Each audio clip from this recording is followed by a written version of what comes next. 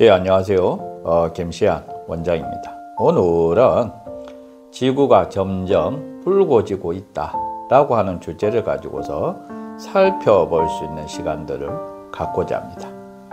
산업혁명 이후 화석연료 위에서 성장한 근대 문명은 그것을 에너지화하는 과정에서 필연적으로 이산화탄소와 같은 온실가스를 내뿜게 되었고, 한번 배출된 이산화탄소는 대기 중에 수백 년 넘게 사라지지 않으면서 우주 밖으로 반사되어 나가야 할 태양 복사열을 붙잡아 지구를 달구기 시작했다. 근대 문명이 자연을 대하는 방식은 상극적이었다. 상제님께서는 서구의 근대 문명이 물질에 치우쳐서 인류의 교만을 조장하고 마침내 천리를 흔들고 자연을 정복하려는 데에서 모든 제약을 끊임없이 저질렀다고 말씀하셨다. 근대 문명은 자연에 내재된 신성성을 추방하고 자연을 단순히 정복의 대상이자 착취의 대상으로 삼아버렸다. 서구가 세계를 제패하면서 화석연료를 사용하는 사업 방식 또한 세계를 지배했다. 석탄, 석유, 천연가스를 태워 물건을 만들고 경제는 번영했다. 그러나 그 문명은 이제껏 인류가 경험하지 못한 생태계의 위기 앞에서 그 지속 가능성을 의심받고 있다. 급격한 지구온난화로 인한 기후변화는 인간이 만든 위기이다.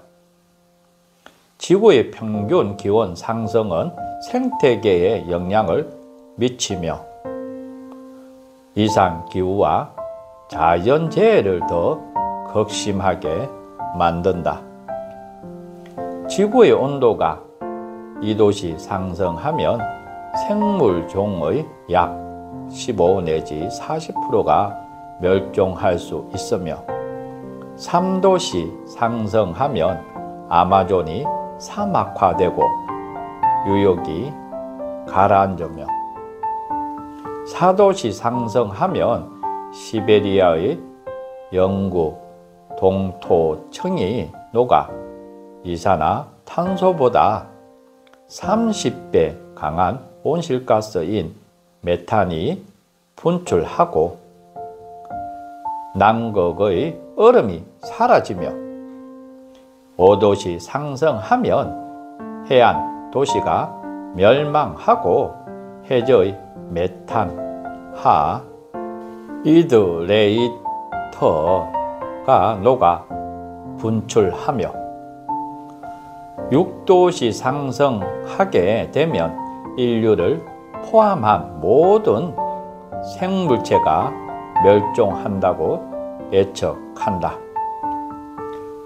2021년 한 해만 해도 지구촌 곳곳에서 벌어진 이상 기후와 자연재해로 인간의 삶이 무너져 갔다. 지속적인 폭염은 가뭄과 산불로 이어지고 단 하루 만에 몇 개월치의 비가 퍼붓는가 하며 갑작스러운 한파는 전력 사용을 집중시켜 정전을 유발해 도시 전체를 마비시켰다. 이러한 재난들은 인간의 삶을 직접적으로 파괴하지만 경작지를 유실시켜 식량 생산을 비롯한 모든 작물 재배에 타격을 주기도 한다. 식량 부족은 생명과 직결되는 문제이므로 그것이 충족되지 못하면 민중이 폭동을 일으키거나 국제적 갈등을 이야기하기도 한다. 국제사회는 기후변화에 공동으로 대처하고 있다. 1979년 세계기상기구는 기후변화가 급격한 세계의 문제라는 것을 최초로 선언했고, 이후 이들의 연구성과를 바탕으로 1988년 기후변화는 인류 공동의 감신사라는 유엔 총회의 결의안을 끌어냈다. 이 결의안은 같은 해 기후 위기에 대처하기 위한 중요한 국제기구인 기후변화에 관한 정부 간의 협의체를 탄생시켰다. 기후 과학자들로 구성된 이 협의체에서는 기후변화에 대한 과학적 평가 보고서를 발표하고 그 보고를 근간으로 각국의 정책 결정자들은 유엔 기후변화 협약을 진행하며 이를 위해 당사국 회담을 열고 온실가스의 배출 규제 등에 대해 협약을 맺는다. 2015년 파리에서 열린 제21차 당사국 회담에서는 모든 당사국의 협의를 이끌어 지구 평균 기온 상승을 2도씨보다 훨씬 낮게 1.5도씨의 목표를 달성 노력을 구축한다는 파리 기후변화 협약의 체결한다. 2021년 8월에 발표된 기후변화에 관한 정부 간의 협의체 제6차 보고서에 따르면 현재 지구의 온도는 산업화 이전 대비 1.09도씨 상승했다. 이것은 파리 협약에서 경고한 1.5도씨를 불과 0.41도씨 남겨둔 수치이다. 1.5도씨가 상승하면 기상, 광적, 사상 전례 없는 폭염, 가뭄, 홍수, 태풍, 산불 등의 극심한 재해성 기후 현상이 증가할 것으로 예측했다. 이 보고서에서는 기후변화로 인한 재난이 인간에 의해 발생한 것임을 명백히 밝히고 있다. 금세기 기후변화로 인한 공멸의 위기 상황에서 그 발단을 초엽으로 거슬러 올라가며 인간이 자연을 대하는 방식이 문제가 있음을 드러낸다.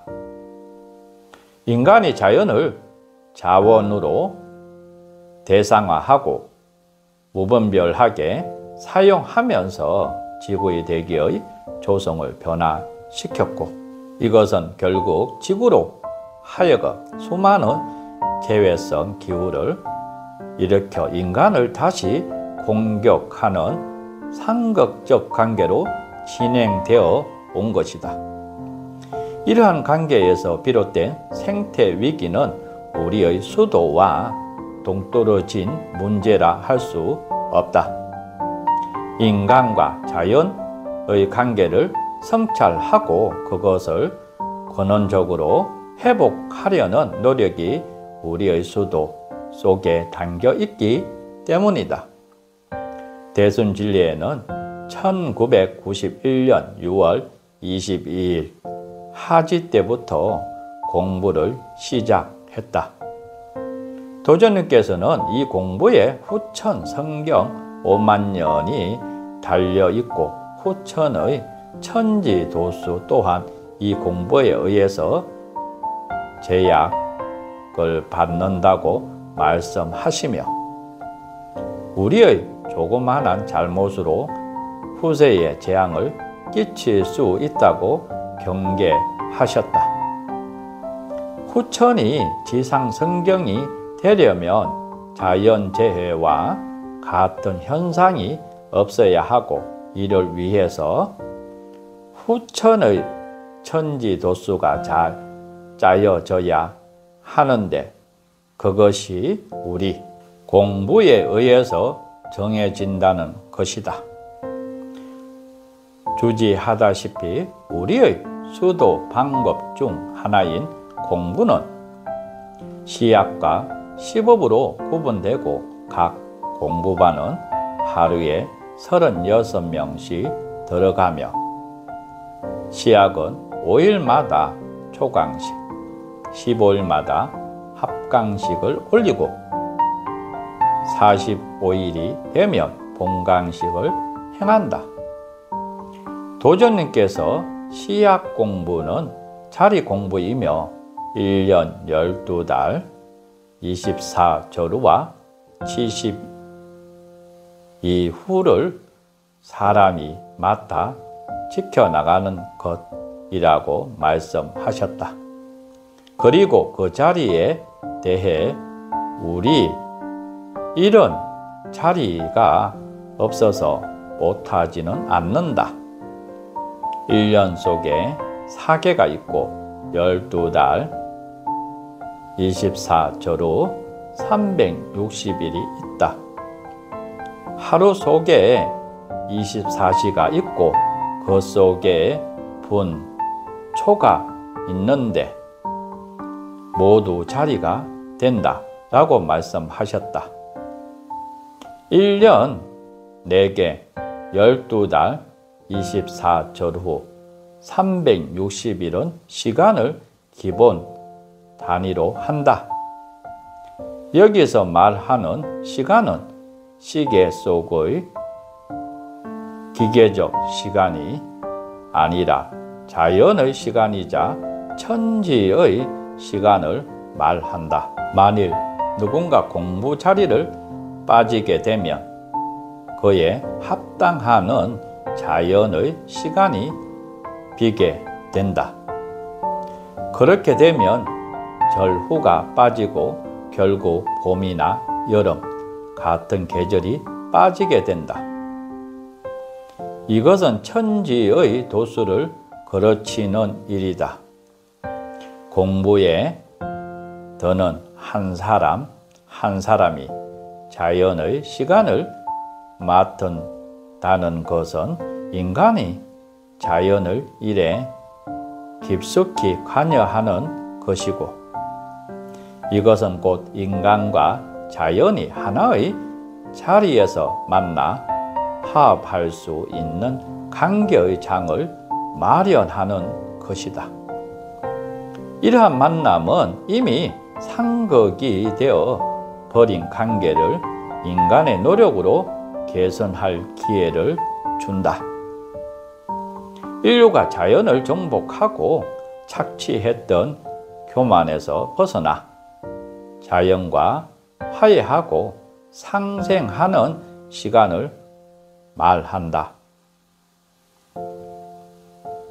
자연의 시간에는 음양의 이치가 내재되어 낮과 밤, 봄, 여름, 가을, 겨울 그리고 생장, 염장과 같은 주기성 혹은 주치성이 나타난다. 만물이 생장할 수 있는 것은 이러한 규칙적인 변화가 있기 때문이다. 시약에서 초강식을 5일마다 합강식을 15일마다 올리는 것도 이러한 자연의 주기성에 따른 것이다. 24절기는 1년 주기로 공전하는 태양의 위치에 따라 15일을 간격으로 한 기후의 오르내림에 어울리는 자연의 기상 현상이나 만물의 변화상의 구분한 것이고 70 이후는 24절기를 더욱 분절하여 동식물의 생태적 변화를 5일 간격으로 세밀히 관찰한 것이다. 자연과 인간과 자연의 관계를 개선하기 위해서는 인간의 노력이 담보되어야 하고 그것은 공부하는 과정에서 성심성의를 다하는 인간의 모습으로 드러난다. 공부는 도장 내의 일정한 장소에서 지정된 방법으로 지정된 시간에 주문을 송독하는 것이다. 지정된 방법을 엄격히 준수하고 지정된 시간을 정확히 지키며 주문을 틀리지 않는 것은 한치도 빈틈없이 물려 돌아가는 자연의 주기성과 규칙성을 지키고 따르는 자세이다. 이러한 성실함으로 자연과의 관계를 회복하고자 하는 인간의 마음이 표출된다.